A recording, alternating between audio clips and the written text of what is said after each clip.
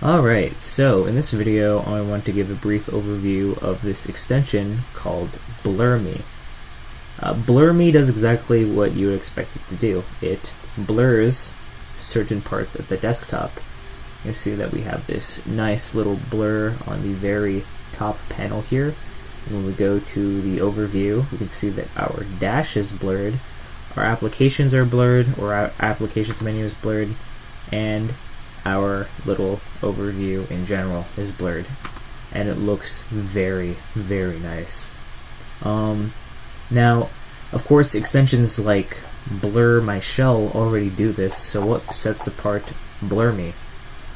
Well, Blur.me not only supports blurring the Gnome desktop, it also supports blurring applications. Now, of course, as we can see here, I'm opening up applications and they don't seem to be blurred, so what's up with that? Well, funny you ask. Remember when I said that it supports themes for blurring? It supports themes that support blurring? Yeah, so this blurring is on a theme-by-theme basis. Your theme has to support blurring in order for it to blur. So, let me give you an example. So we're going to choose Materia Compact, and you can see right from the get-go we have beautiful blurring. And it's not just, taking a part of the screenshot's wallpaper, taking a screenshot of your wallpaper.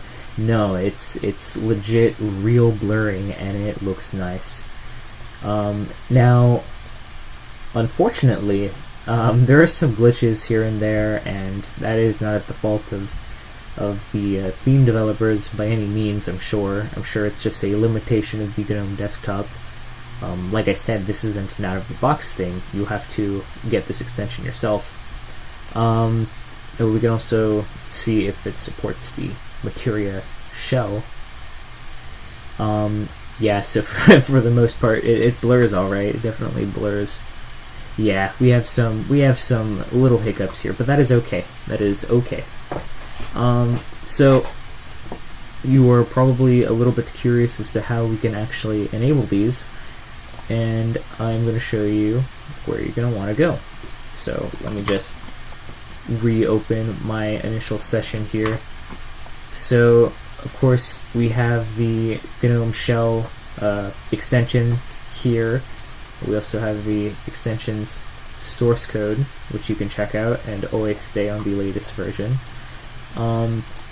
But you can just install it here. I'll leave it in the description. But that theme that you want to install is the one I'm using in this example, at least, is Materia Theme Transparent.